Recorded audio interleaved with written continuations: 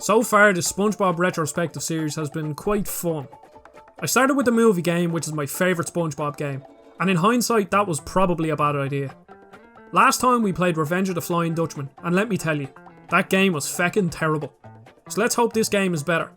Hi everyone, my name is Adzi, and welcome to my retrospective on SpongeBob SquarePants Creature from the Krusty Krab. Don't forget to like the video and subscribe to the channel, hope you enjoy. This game is simply bonkers. That's the only word I can use to describe it. You start the game in one of SpongeBob's dreams. He wakes up and now he can drive his bed. This makes absolutely no sense at all, and oh god, it just gets even worse. SpongeBob looks normal, but he certainly doesn't sound normal. He puts on a weird southern accent for no reason at all, but we'll just go with it. The metal, the rubber to the road, and the sponge to the street. Then he randomly turns into this cel-shaded monstrosity, and I wish I had a face cam to show you how I reacted, but trust me, this is just really weird. The first level is a racing level. Well, I wouldn't say racing, because you can't overtake your opponent. You just have to make it to the end in a certain time limit. The driving feels pretty decent actually. I wouldn't say it's anything great, but it's certainly passable. After this weird driving section, we have to chase after SpongeBob License, in the game's first true platforming level. I actually had a fair amount of fun with this level. The theme is a racetrack filled with garages and car-themed stuff, and SpongeBob has to collect parts to fix his hot rod. SpongeBob controls pretty well. His jump feels slightly too short, but once I got used to it, it was fine. There were a few jumps that felt like I shouldn't be able to make it, but I did. The combat is really basic. You have a few abilities at your disposal. This tickly arm thing, a Crash Bandicoot spin attack, and a Spyro-like charge attack. You can see here that the developers were inspired by famous platformers at the time, and who could blame them? The animations for all the abilities are unique. Let's take SpongeBob Spin for example. His arms continuously wrap around himself, and it gives the animations a bit of charm. I can see that the developers cared about this game to a certain extent. There are just a few major flaws that hold the game back. Like the other SpongeBob games, the voice acting is on point. You made it, SpongeBob! Well done! Here you go. I think you'll find this little dash attack power-up will come in very handy for getting your license back. And it gives the game a certain level of charm that can carry the game a bit. And speaking of voice acting, Miss Puff is one horny fecker in this level. My goodness, you're becoming one of my best pupils. Just calm down there, Mrs. Puff.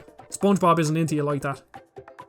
This level is just run around, collect parts, race, collect more parts and race again. The character models are just feckin' bizarre.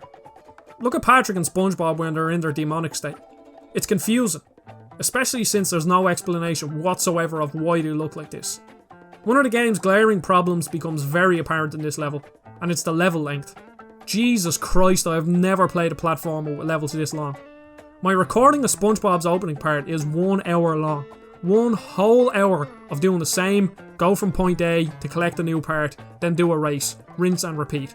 And oh lord does it just keep getting worse and worse from here. Now with that strange level out of the way, we move on to Patrick's level. And I was hoping things would get better from here on out. Just like SpongeBob's level, this level takes part in a dream. But this time it's in the very empty head of Patrick Star.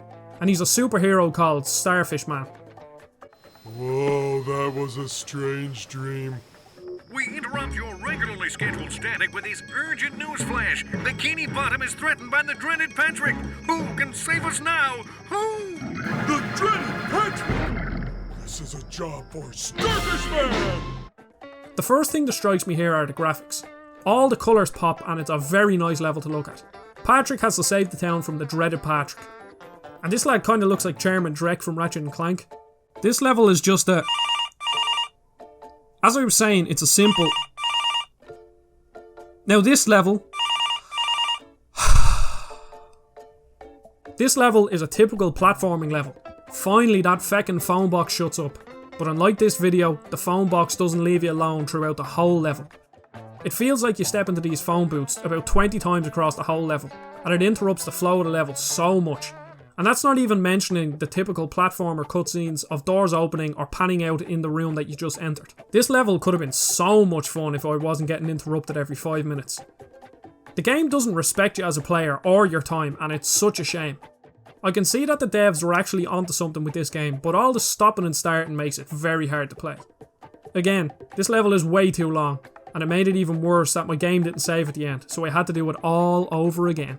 Even at the end, after chasing the dreaded Patrick for an hour, you don't even fight him. You just do this boring enemy gauntlet and then that's the end of the level. Now before we move on to any more of the story levels, I just want to talk a small bit about the collectibles in the game. You collect snoozles or snoozies or something like that. These Z looking yolks anyways. They do make sense since the game takes place in a dream, but your counter up the top left seems to reset for no reason. I think it could be at the end of every level or something, but I'm not really sure. And I'm not sure if they're stored somewhere or not, but I really don't care, because the game never really told me exactly what to do with them. Even in Revenge of the Flying Dutchman, I went out of my way to collect the gold coins, so that's saying a lot about this game. The other collectibles are these gummy things. There are green and pink ones. The only thing they're used for is being able to race as Plankton or Patrick, if you collect all their respective colour gummies. I'm sorry, Creature from the Krusty Krab, but you can't blame me for not wanting to collect these things. On from these collectibles though, we now go into the worst part of the game. It's the worst part of the game. And that's Plankton's first level. This was genuinely one of the most uneventful levels of a game I have ever played. Once again, we're in a dream. This time it's Plankton's dream and he's being chased by a giant Krabby Patty. So naturally, we must run, to the right, and jump. That's all you do in this level. There is no challenge whatsoever. You'd think this level would be short, but nope. You run all around Bikini Bottom, doing boring side-scroller after boring side-scroller level. And that's not even the worst part. At the end of each of these running sections, you have to do this stupid minigame to collect some science equipment, because why wouldn't you want to do that? This level couldn't end quick enough, but of course it still took 40 minutes. Now into the innards of the Alaskan Forward! This level was quite fun. Old Man Jenkins is in it, which is a completely unexpected cameo. The level design here is pretty solid.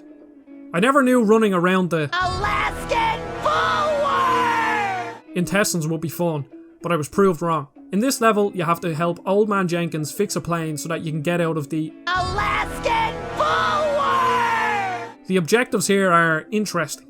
I have to find this guy's wife, who was an ironing board. I mean, SpongeBob was never a normal show, so I guess it fits.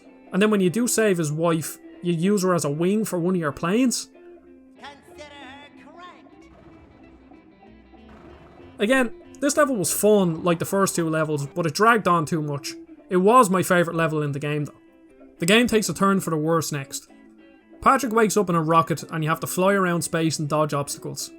We've all played levels like this, and I for one don't enjoy these levels at all. Other platformers like Ratchet & Clank have these mechanics, but they implement these levels very sparingly and it works because of it. This level by itself would have been grand, because it was only 15 minutes long, but 2 levels after this, you do the exact same thing but you play as SpongeBob. So in the final hour and a bit of the game, 30 minutes of it is taken up by flying segments. The game would have benefited if the flying segment was 10 minutes long and then went straight into another Patrick platforming level. But I get the feeling that the devs either ran out of time or money in the end and had to artificially lengthen the game to make it more than 4 hours long. After that, we get to control a massive Plankton and destroy Bikini Bottom. The start of this level was so fun. You even get to wreak havoc on SpongeBob, Patrick's and Squidward's house. This level was certainly a nice change of pace in the game. But again, why do the levels have to be so long? I know we keep moaning about this, but come on. Tell me one other great 3D platformer that all the levels are 40 minutes to an hour long. The developers were inspired by other great platformers, so why not just copy them completely? The SpongeBob license is enough to make a platformer compelling, even if the game itself is only mediocre.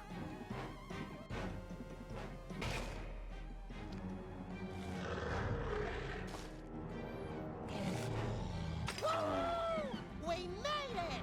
Hey, is that Plankton? Who's the patty now, Krabby Daddy? On to the final battle with Plankton. This is broken up into 3 parts. The ending sequence felt like an epic showdown and I have to give the developer some credit for that. The first part is flying around the SpongeBob, and as I said, this would have been more welcome if we didn't just have a flying section. SpongeBob's job is to fly around giant Plankton, King Kong style, and damage him enough for Patrick to get a go at him. The Patrick section is quite good. It's not challenging, but what can I expect? This is where I want to highlight another major flaw with this game that I've been saving until the end of the video. All the transitions from cutscenes to gameplay are atrocious, and it's perfectly shown by these Patrick transition screens. You usually go from gameplay straight to a save screen, then to a transition cutscene, and it's just so jarring. There were parts in Patrick's first level that you would get placed into gameplay with enemies on top of you, and the only way you could avoid taking damage is by mashing the attack button the second the cutscene stops. It's these parts of the games that really ruin it for me. Did I win?